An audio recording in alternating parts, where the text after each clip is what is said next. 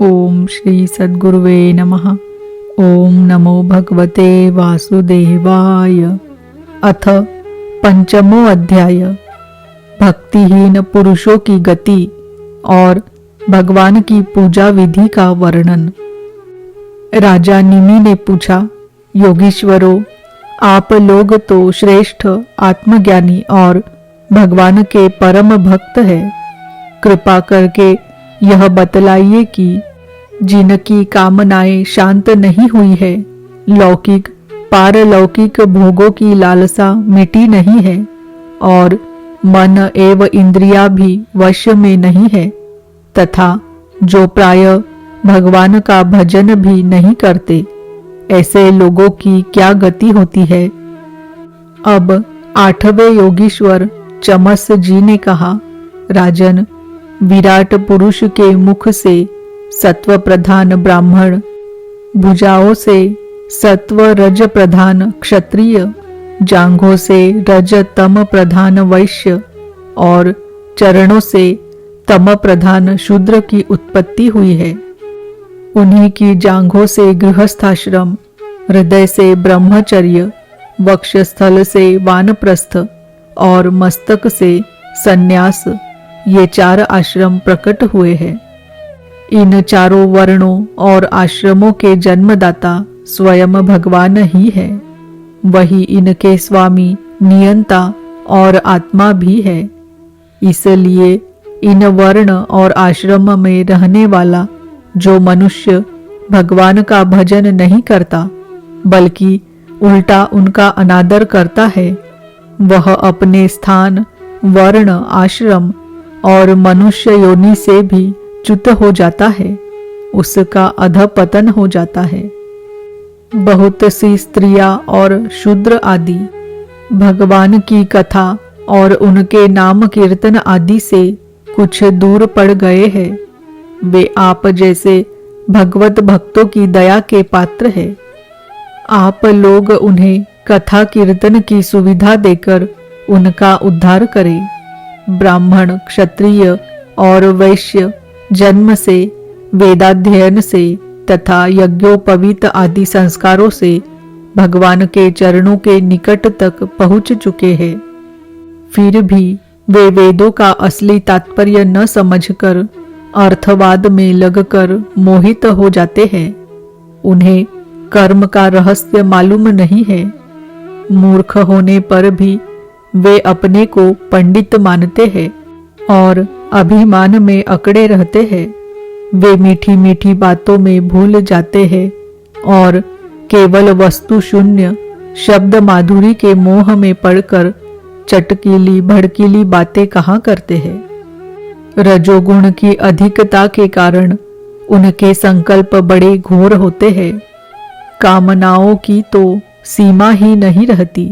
उनका क्रोध भी ऐसा होता है जैसे सांप का। बनावट और घमंड से उन्हें प्रेम होता है। वे पापी लोग भगवान के प्यारे भक्तों की हंसी उड़ाया करते हैं। वे मूर्ख बड़े बूढ़ों की नहीं, स्त्रियों की उपासना करते हैं। यही नहीं, वे परस्पर इकट्ठे होकर उस घर गृहस्थी के संबंध में ही बड़े बड़े मनसूबे बांधते हैं, जहाँ का सबसे बड़ा सुख स्त्री सहवास में ही सीमित है।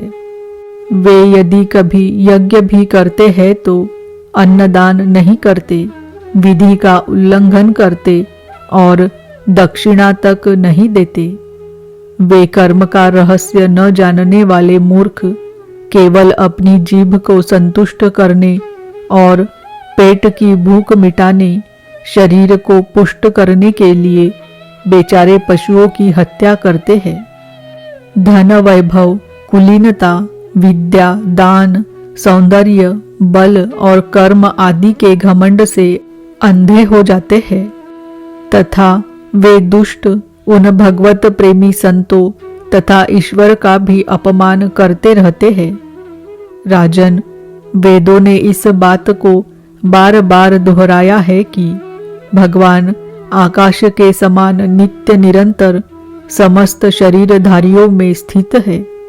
वे ही अपने आत्मा और प्रियतम है, परंतु वे मूर्ख इस वेदवाणी को तो सुनते ही नहीं और केवल बड़े बड़े मनोरथों की बात आपस में कहते सुनते रहते हैं। वेद विधि के रूप में ऐसे ही कर्मों के करने की आज्ञा देता है कि जिनमें मनुष्य की स्वाभाविक प्रवृत्ति नहीं होती।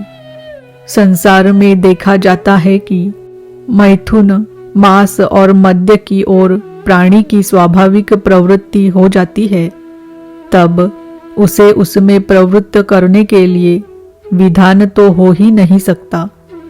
ऐसी स्थिति में विवाह यज्ञ और सौत्रामणि यज्ञ के द्वारा ही जो उनके सेवन की व्यवस्था दी गई है, उसका अर्थ है लोगों की उच्छृंखल प्रवृत्ति का नियंत्रण, उनका मर्यादा में स्थापन। वास्तव में उनकी ओर से लोगों को हटाना ही श्रुति को अभिष्ट है। धन का एकमात्र फल है धर्म, क्योंकि धर्म से ही परम तत्व का ज्ञान और उसकी निष्ठा अपरोक्ष अनुभूति सिद्ध होती है और निष्ठा में ही परम शांति है। परंतु यह कितने खेद की बात है कि लोग उस धन का उपयोग घर गृहस्थी के स्वार्थों में या काम भोग में ही करते हैं और यह नहीं देखते कि हमारा यह शरीर मृत्यु का शिकार है और वह मृत्यु किसी प्रकार भी टाली नहीं जा सकती। सौत्रामणि यज्ञ में भी सुरा को सूंघने का ही विधान है, पीने का नहीं। यज्ञ में पशु का आलभन अर्थात स्पर्श मात्र ही विहित है, हिंसा नहीं। इसी प्रकार अपनी धर्म पत्नी के साथ मैथुन की आज्ञा भी विषय भोग के लिए नहीं, धार्मिक परंपरा की रक्षा के निमित्त संतान उत्पन्न करने के लिए ही दी गई है। परंतु जो लोग अर्थवाद के वचनों में फंसे हैं, विषयी है, वे अपने इस विशुद्ध धर्म को जानते ही नहीं। जो इस विशुद्ध धर्म को नहीं जानते, वे घमंडी वास्तव में तो दुष्ट है, परंतु समझते हैं अपने को श्रेष्ठ। वे धोखे में पड़े हुए लोग पशुओं की हिंसा करते हैं और मरने के बाद वे पशु ही उन मारने वालों को खाते हैं। यह शरीर मृतक शरीर है, इसके संबंधी भी इसके साथ ही छूट जाते हैं। जो लोग इस शरीर से तो प्रेम की गांठ बांध लेते हैं और दूसरे शरीरों में रहने वाले अपने ही आत्मा एवं सर्वशक्तिमान भगवान से द्वेष करते हैं, उन मूर्खों का अधपतन निश्चित है। जिन लोगों ने आत्मज्ञान संपादन करके कैवल्य मोक्ष नहीं प्राप्त किया है और जो पूरे पूरे मूढ़ भी नहीं है, वे अधूरे न इधर के हैं और न उधर के। वे अर्थ, धर्म, काम इन तीनों पुरुषार्थों में फंसे रहते हैं। एक क्षण के लिए भी उन्हें शांति नहीं मिलती। वे अपने हाथों अपने पैरों में कुल्हाड़ी मार रहे हैं। ऐसे ही लोगों को आत्मघाती कहते हैं। अज्ञान को ही ज्ञान मानने वाले इन आत्मघातियों को कभी शांति नहीं मिलती। इनके कर्मों की परंपरा कभी शांत नहीं होती। काल भगवान सदा सर्वदा इनके मनोरथों पर पानी फेरते रहते हैं। इनके हृदय की जलन विषाद कभी मिटने का नहीं।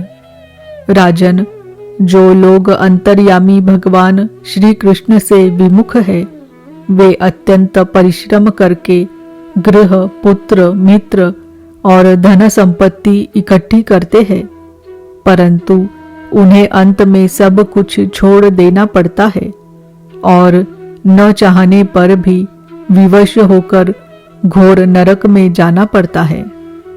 भगवान का भजन न करने वाले विषयी पुरुषों की यही गति होती है। राजा निमि ने पूछा, योगीश्वरों, आप लोग कृपा करके यह बतलाइए कि भगवान किस समय किस रंग का कौन सा आकार स्वीकार करते हैं और मनुष्य किन नामों और विधियों से उनकी उपासना करते हैं। अब नवे योगीश्वर करभाजन जी ने कहा, राजन, 4 युग है, सत्य, त्रेता, द्वापर और कली। इन युगों में भगवान के अनेकों रंग, नाम और आकृतियां होती है तथा विभिन्न विधियों से उनकी पूजा की जाती है। सत्य युग में भगवान के श्री विग्रह का रंग होता है श्वेत, उनके 4 भुजाएं और सिर पर जटा होती है तथा वे वलकल का ही वस्त्र पहनते हैं। काले मृग का चर्म, यज्ञोपवीत, रुद्राक्ष की माला, दंड और कमंडलू धारण करते हैं। सत्य युग के मनुष्य बड़े शांत, परस्पर वैर रहित, सबके हितैषी और समदर्शी होते हैं। वे लोग इंद्रियों और मन को वश में रखकर ध्यान रूप तपस्या के द्वारा सबके प्रकाशक परमात्मा की आराधना करते हैं। वे लोग हंस, सुपर्ण, वैकुंठ, धर्म, योगेश्वर, अमल, ईश्वर, पुरुष, अव्यक्त और परमात्मा आदि नामों के द्वारा भगवान के गुण, लीला आदि का गान करते हैं। राजन, त्रेता युग में भगवान के श्री विग्रह का रंग होता है लाल, 4 भुजाएं होती है और कटी भाग में वे 3 मेखला धारण करते हैं। उनके केश सुनहले होते हैं और वे वेद प्रतिपादित यज्ञ के रूप में रहकर स्तृक, स्त्रुआ आदि यज्ञ पात्रों को धारण किया करते हैं। उस युग के मनुष्य अपने धर्म में बड़ी निष्ठा रखने वाले और वेदों के अध्ययन अध्यापन में बड़े प्रवीण होते हैं। वे लोग ऋग्वेद, यजुर्वेद और सामवेद रूप वेदत्रयी के द्वारा सर्व देव स्वरूप देवाधिदेव भगवान श्री हरि की आराधना करते हैं। त्रेता युग में अधिकांश लोग विष्णु, यज्ञ, पृश्निगर्भ, सर्वदेव, उरुक्रम, वृषाकपि, जयंत और उरुगाय आदि नामों से उनके गुण और लीला आदि का कीर्तन करते हैं। राजन, द्वापर युग में भगवान के श्री विग्रह का रंग होता है सावला। वे पीतांबर तथा शंख, चक्र, गदा आदि अपने आयुध धारण करते हैं। वक्षस्थल पर श्रीवत्स का चिन्ह, भृगुलता, कौस्तुभमणि आदि लक्षणों से वे पहचाने जाते हैं। राजन, उस समय जिज्ञासु मनुष्य महाराजाओं के चिन्ह, छत्र, चवर आदि से युक्त परम पुरुष भगवान की वैदिक और तांत्रिक विधि से आराधना करते हैं। वे लोग इस प्रकार भगवान की स्तुति करते हैं, हे ज्ञान स्वरूप भगवान वासुदेव एवं क्रिया शक्ति रूप संकर्षण, हम आपको बार बार नमस्कार करते हैं। भगवान प्रद्युम्न और अनिरुद्ध के रूप में हम आपको नमस्कार करते हैं। ऋषि नारायण, महात्मा नर, विश्वेश्वर, विश्वरूप और सर्वभूतात्मा भगवान को हम नमस्कार करते हैं। राजन, द्वापर युग में इस प्रकार लोग जगदीश्वर भगवान की स्तुति करते हैं।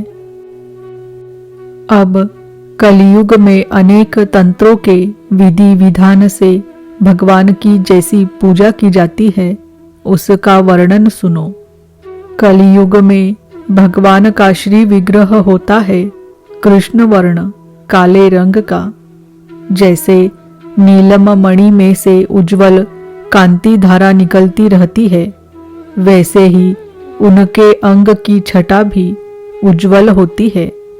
वे हृदय आदि अंग, कौस्तुभ आदि उपांग, सुदर्शन आदि अस्त्र और सुनंद प्रभुति पार्षदों से संयुक्त रहते हैं।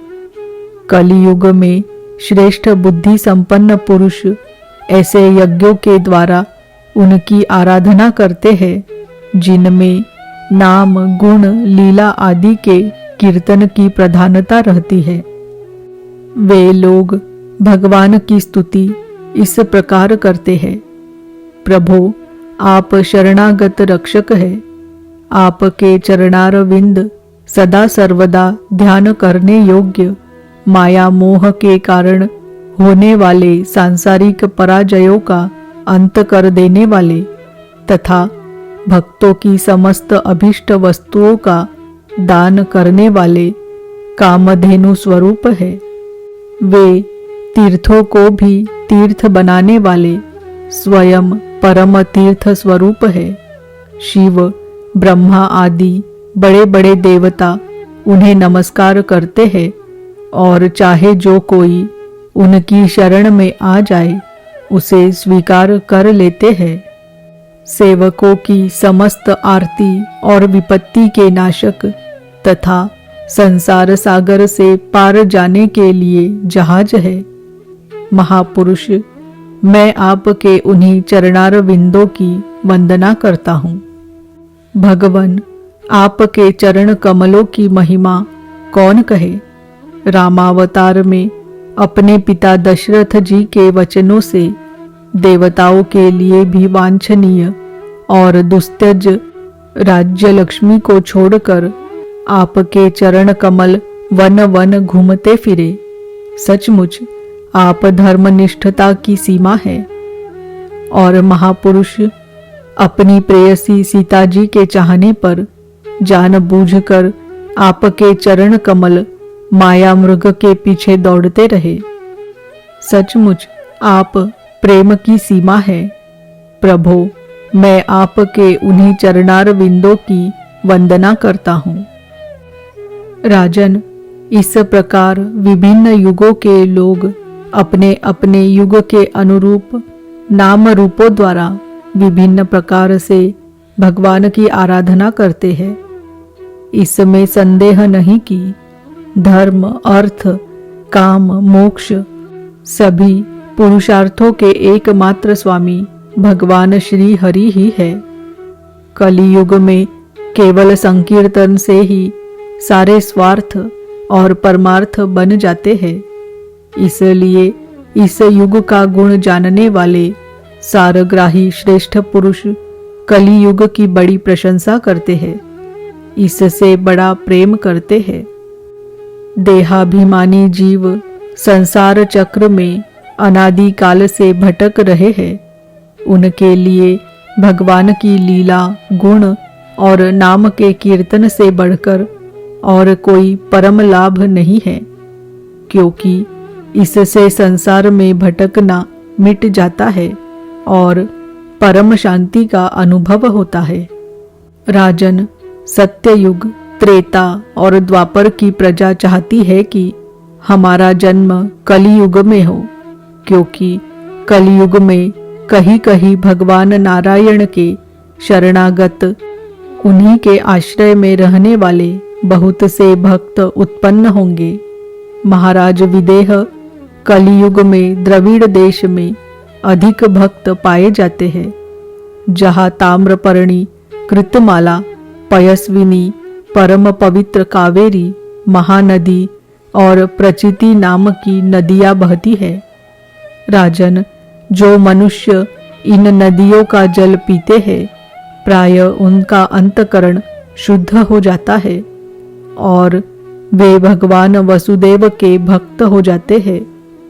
राजन, जो मनुष्य यह करना बाकी है वह करना आवश्यक है इत्यादि कर्म वासनाओं का अथवा भेद बुद्धि का परित्याग करके सर्वात्म भाव से शरणागत वत्सल प्रेम के वरदानी भगवान मुकुंद की शरण में आ गया है, वह देवताओं, ऋषियों, पितरों, प्राणियों, कुटुंबियों और अतिथियों के ऋण से उऋण हो जाता है।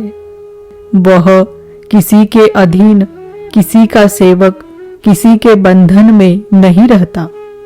जो प्रेमी भक्त अपने प्रियतम भगवान के चरण कमलों का अनन्य भाव से दूसरी भावनाओं, आस्थाओं, वृत्तियों और प्रवृत्तियों को छोड़कर भजन करता है, उससे पहली बात तो यह है कि पाप कर्म होते ही नहीं, परंतु यदि कभी किसी प्रकार हो भी जाए तो परम पुरुष भगवान श्री हरि उसके हृदय में बैठकर वह सब धो बहा देते और उसके हृदय को शुद्ध कर देते हैं।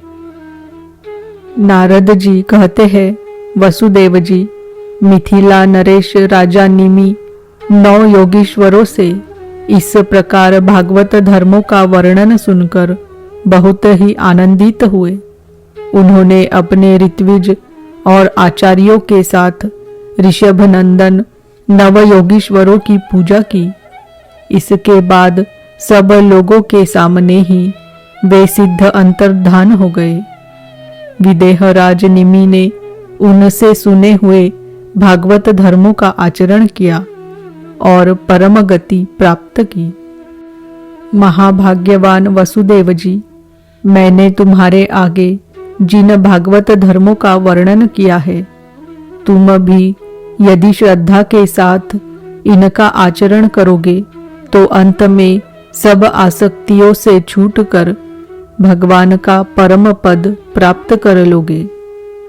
वसुदेव जी, तुम्हारे और देवकी के यश से तो सारा जगत भरपूर हो रहा है, क्योंकि सर्वशक्तिमान भगवान श्री कृष्ण तुम्हारे पुत्र के रूप में अवतीर्ण हुए हैं। तुम लोगों ने भगवान के दर्शन, आलिंगन तथा बातचीत करने एवं उन्हें सुलाने, बैठाने, खिलाने आदि के द्वारा वात्सल्य स्नेह करके अपना हृदय शुद्ध कर लिया है। तुम परम पवित्र हो गए हो। वसुदेव जी, शिशुपाल, पौंड्रक और शाल्व आदि राजाओं ने तो वैर भाव से श्री कृष्ण की चाल ढाल, लीला विलास, चितवन बोलन आदि का स्मरण किया था। वह भी नियमानुसार नहीं, सोते बैठते चलते फिरते स्वाभाविक रूप से ही।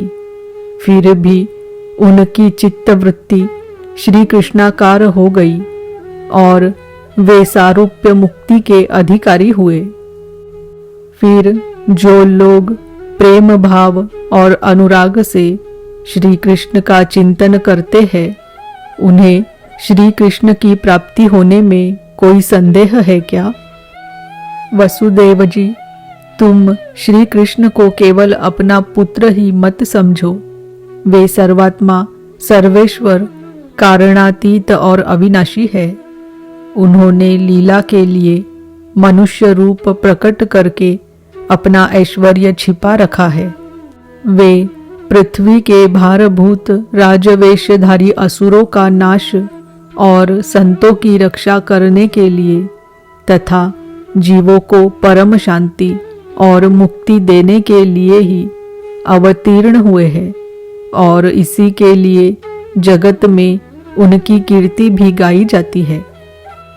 श्री शुकदेव जी कहते हैं, प्रिय परीक्षित, नारद जी के मुख से यह सब सुनकर परम भाग्यवान वसुदेव जी और परम भाग्यवती देवकी जी को बड़ा ही विस्मय हुआ। उनमें जो कुछ माया मोह अवशेष था उसे उन्होंने तत्क्षण छोड़ दिया। राजन, यह इतिहास परम पवित्र है। जो एकाग्र चित्त से इसे धारण करता है वह अपना सारा शोक मोह दूर करके ब्रह्म पद को प्राप्त होता है। इति श्रीमद्भागवते महापुराणे पारमहंस्यां संहितायामेकादश स्कन्धे पंचमोऽध्यायः। ओम नमो भगवते वासुदेवाय। ओम नमो भगवते वासुदेवाय। ओम नमो भगवते वासुदेवाय।